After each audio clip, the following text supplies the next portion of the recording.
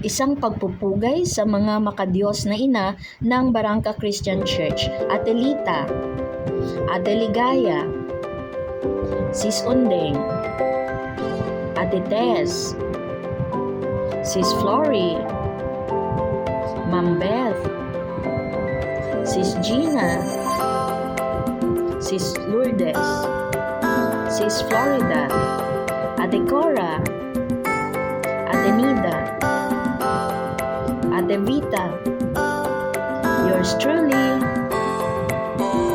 Happy Mother's Day to us all.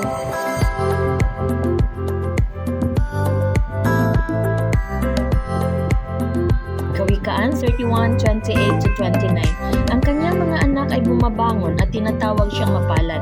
Ang kanyang asawa naman ay pumupuri sa kanya. Marami ang mga babaeng kahanga-hanga, ngunit ikaw ay higit sa kanilang lahat. Ang inay ilaw sa ating tahanan, gabay at tanglaw sa bawat daan, pusong mapag-arugat tunay na mahal, sa kanyang pag-ibig tayo laging buot banal.